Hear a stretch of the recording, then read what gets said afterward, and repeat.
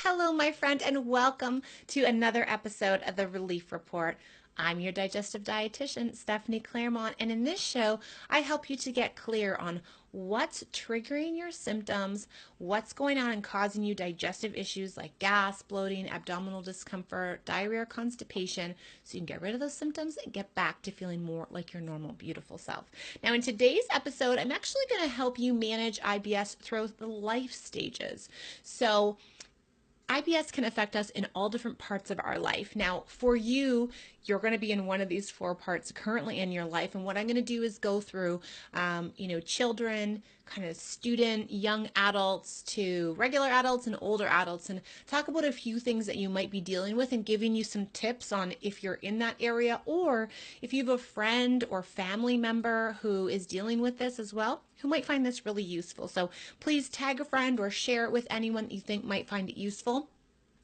If they're dealing with irritable bowel syndrome or any kind of digestive health issue and they're not really sure what to do next. So the first area that people can experience IBS is children. And I'm actually hearing more and more young children dealing with IBS symptoms. And this is like gas, bloating, abdominal discomfort or pain, diarrhea, or constipation.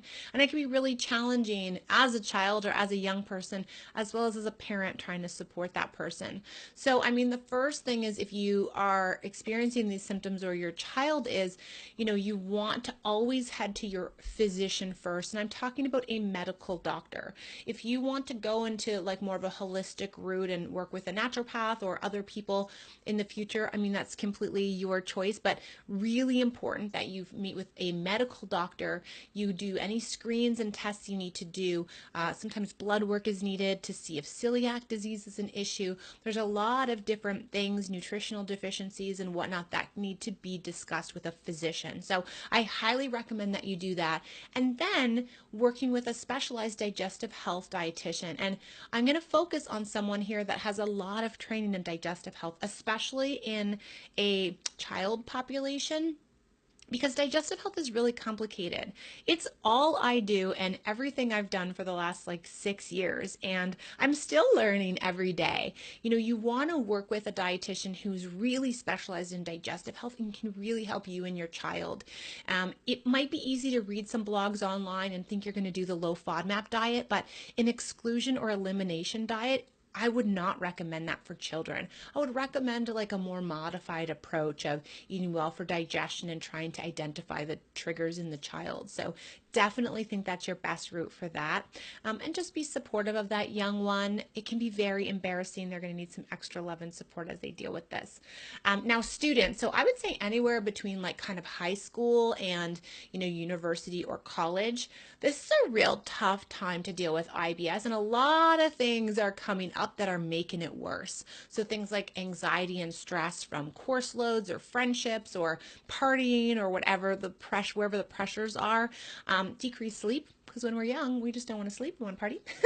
Maybe increased caffeine, maybe increased alcohol consumption. Also, a lot of students are living away from home, living in residence or living on campus or living on their own, and then all of a sudden they're their own cook or their own chef. So if you're a student, high school or college or university, I totally get you, and this is a big struggle. A lot of factors are kind of getting in your way as a student. I think one of the most challenging times, and I've seen a lot of clients over the years in our Clarity community and in our program really reach out and get help during this time because it's just so tough to deal with. So my tip for you on how to manage this as a student is to, one, figure out how you can reduce some stress in your life. Relieve a little bit of that pressure, keeping up with your deadlines, of course, in school and what you need to do, but, putting in those self-care measures, which we sometimes forget about as students, which could be exercise for you, could be yoga or meditation, could be alone time, quiet time. Sometimes we feel a lot of social pressure, so making sure that you're creating those breaks for yourself. And I highly recommend that you figure out what your triggers are at this point in your life. Can just make the rest of it just way easier to manage forever and ever. And I would highly recommend our Clarity program, which is my step-by-step program that I've been teaching for years. It's community coaching and classes to help you get clear on what your triggers are. So when you are eating away from home or you're cooking or you're hanging out with friends, you know what your triggers are and you know how to avoid those symptoms. So in adulthood, the stress and exhaustion kind of continues as we grow our families, as we get jobs, as we start commuting, and that kind of quick and easy diet can be a big problem. More processed food and even that reduced activity. If we're kind of losing time, this happened to me as I became an adult and started working. Where did all the activity and the sports go? Kind of disappeared. And just managing life, which kind of seems to be even more full. So how to manage this, we got to add in those mechanisms and techniques to reduce stress and cope with stress a little bit better. Things like meditation, yoga, moderate activity can really, really help. And as I mentioned in a previous Relief Report episode, kind of having that schedule or agenda to help you plan out your week, make sure there's time for meal prep and taking care of yourself.